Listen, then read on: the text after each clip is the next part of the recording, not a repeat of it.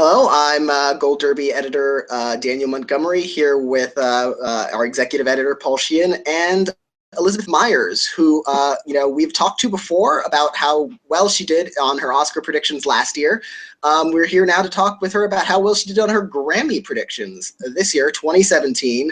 The top scoring user. This was a tough year. Top scoring user with 75% correct answers, including a lot of close races, a lot of not obvious results, starting with album of the year, which felt inevitable to a lot of us that they just have to give it to Beyonce. They did not. They gave it to Adele, and you predicted that. How did you predict that would happen? I think that at the end of the day, I just figured that the Academy was not going to be maybe progressive enough is the right word, or that as much as I really like Adele's album, that maybe it was a little bit of a safer choice in terms of who the voters were. The only thing that made me nervous about it was then again predicting her to sweep those top 3 awards again. I was sort of unsure about that, but decided to just kind of go with it, and it paid off. Yeah, most of us, were predicting that she would win record and song. Did you ever? I mean, if you were predicting an album of the year, did you waver in those categories at all? Thinking, okay, maybe if she gets album, someone else gets record or song, or Beyonce, just the one general field category she's ever won before was Song of the Year a few years ago. Yes. So song was definitely the one that I had probably thought about changing if I went with album, and I actually was going to make a couple of changes over the weekend, and then I got sick and I ran out of time, and that probably paid off. So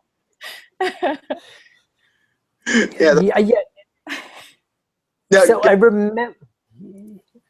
I remember when you talked to us about the Oscars, and you were pretty sure you were keeping track of how you'd done, and I think we took a painfully long time to publish our results. Now last night, so you had your running total, and you knew you'd done well, and then luckily, I mean, were you still up when Chris had published the report or not?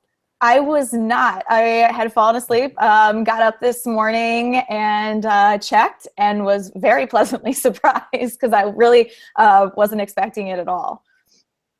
And on your own, like there was none, because we also have the bets, and the odds, and when you bet, and if you bet your super bets and all of that. But in this instance, you were standing alone, the only one with the 75%. Now, and I was saying this, and I'm not taking anything away because you did it so much better than I did, but it's still, it's a B, right? And if you were in school, yes. 75%. So what? You missed 8 categories. Were there any of those 8 that you went, oh, how could I have said that instead of this? One of the changes I was going to make was from Weezer to Cage the Elephant. So that one I was really bummed about. But I don't know. On the others, I'm not sure I would have changed where I was. That was the only one where I really kind of kicked myself when we were announcing awards on Sunday night. Yeah. And Daniel, I don't know if you do this, because I inevitably do this. I'm one of the, I know when the prediction center is going to get turned off, and I make last minute changes, and inevitably the majority of them go against me, but I keep doing it. So like yesterday, I switched from Patton to Oswalt to Amy Schumer. I switched from John Williams for Star Wars to Hateful Eight. Do you get nervous, Elizabeth, about some of your predictions that aren't the odds-on favorites, sticking with them? Yes. This one was easier for me because I think of all the different categories Gold Derby does, I pay attention to music the least. So it was easier in some ways to sort of swing for the fences. I didn't have much of a standard that I was holding myself to. But certainly like in television and coming up on the Oscars, I'm constantly thinking about it and second-guessing myself all the time. So Daniel, you were doing so many things last night. You're watching the show. You're keeping the report updated.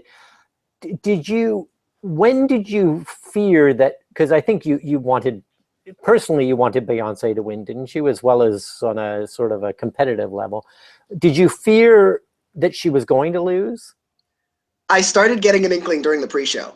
Yeah. She was nominated in 9 categories, and at Gold Derby we were predicting all 9 of those categories, and we had her winning 5. And then she lost best music film, which seems like it was designed for Lemonade. Mhm. And she lost that to the Beatles, which, okay, that makes sense. But then she lost rap sung performance with Kendrick Lamar, who swept the Grammys last year, in the rap categories. And she lost that to Drake. And that's when I started to get a little worried. But I still thought, okay, she'll probably win it. Like Taylor Swift lost a couple of races. She was expected to win last year, but she ended up pulling out Album of the Year anyway. So I thought, once they got to Album of the Year, it's like, okay, this is going to be the moment. They spread the wealth a little bit, but here, let's just give Beyonce Album of the Year anyway. And it did not happen.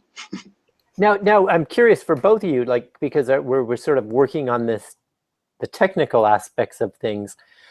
If the Grammy Center had been reopened after the pre-show, so we had locked in place your predictions for all of that, but we had opened it for a couple of hours so you could do the main show categories, would either of you have switched? Daniel, would you have switched away from Beyonce?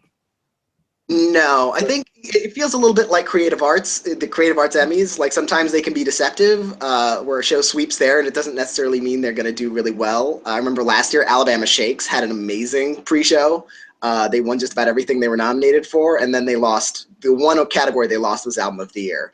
And then you have someone like Mumford and Sons. They lose, best, Americana album, their main album category, and then they still win Album of the Year later on. So it's kind of difficult to make that assessment based on what happens at the pre-show. So I probably would have stuck with Beyonce. And what about you? Would that have solidified, Elizabeth, your faith in Adele?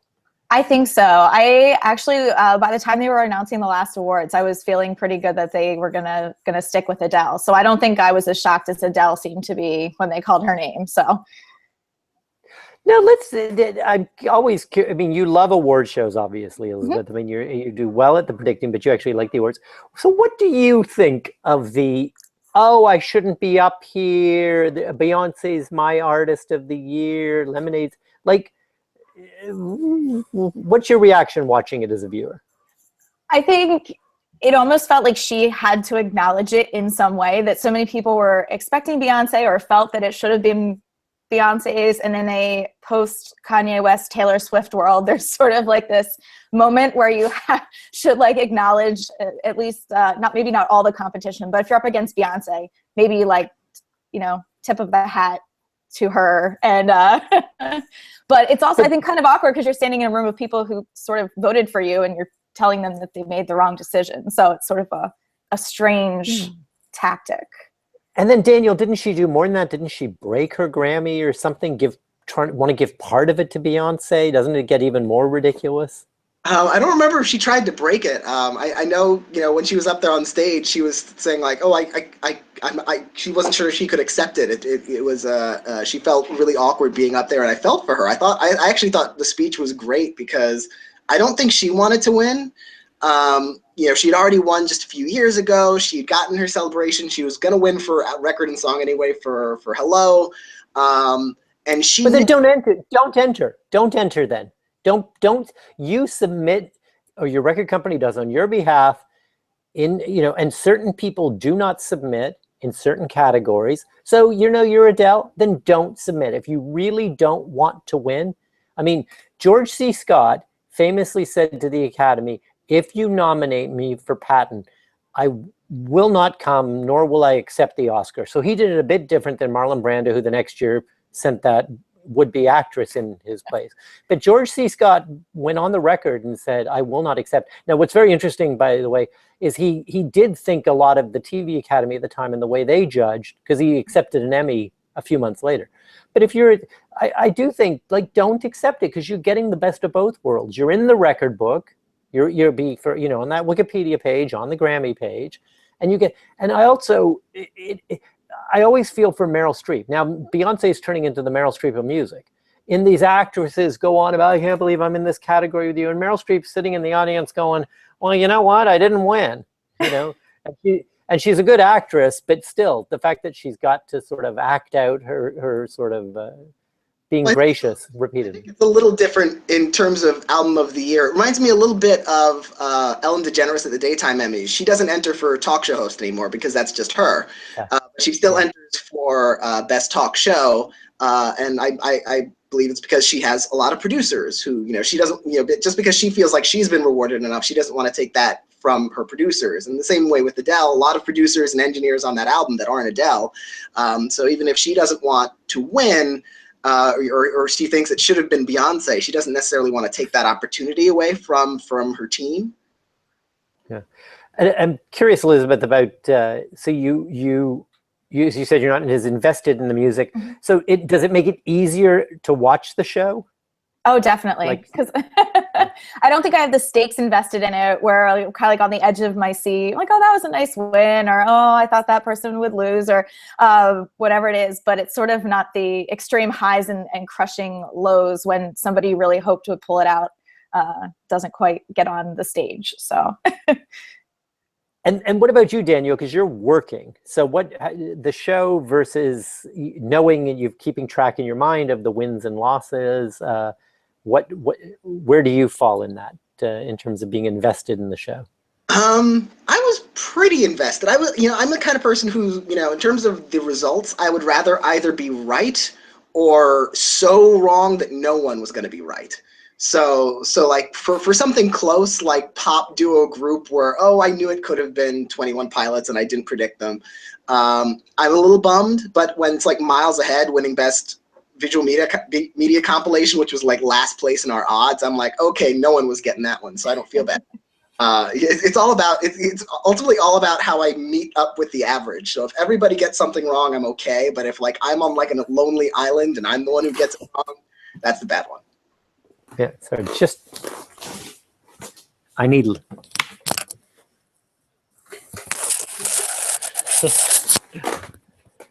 You couldn't see my shiny, happy face, and that's. I know people don't tune in to hear all your pearls of wisdom, Elizabeth and Daniel. They tune in to see me. Now, Elizabeth, I'm teasing our Oscar prediction. Slugfest that you just were kind enough to do with us, because Elizabeth, of course, did the best last year predicting the winners. And you were telling us your strategy there. You haven't seen the films, but you're going to see marathon viewings this weekend and next weekend. So on the music, how much of this music had you listened to? Not a ton. Not a lot. Certainly, I had listened to Parts Lemonade. I owned 25. I knew a lot of the other songs just from radio play. But as we got into some of the smaller categories or more genre categories, I was not very aware of a lot of stuff. But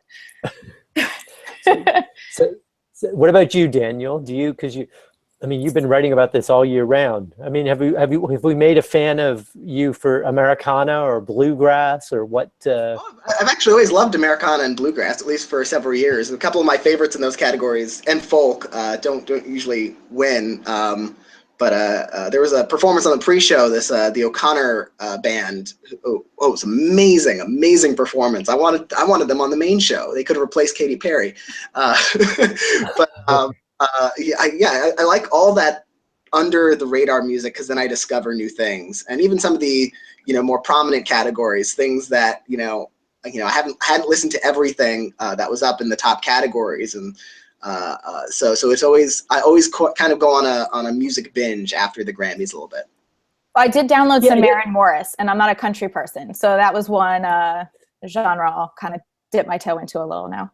I was introduced to her during the CMAs, so I've listened to a little bit of her since then, and she's quite good. Yeah. Well, good. Well, listen, thank you, Elizabeth. This is just getting to be it's going to be a weekly habit, because you keep winning these contests, and as you told us off air, you did the Golden Globe TV nomination. So now, I know our managing editor Chris Beecham's working away on the Emmy Prediction Center that he's hoping to launch before the Oscars. So you'll be. I'm very excited. Will you jump in right away on that? You'll make early predictions, and I will. I've already in my head been making some mental lists, and there are certainly people I'm looking forward to get my picks in early on them. Hopefully, get some great odds, and see where the rest of the season shakes out. Then. Oh, okay. Well, you know what? I think we're going to have to talk to you during Emmy season too, because even if you didn't win our contest last year, you might well win this year. So, and really, like I said to you on the Oscar one, Daniel and I only want to talk to you to steal your predictions. It's nothing more than it's like, because you're certainly, yours are worth stealing a heck of a lot more than ours. Well, thank you. Thanks again. Thank you.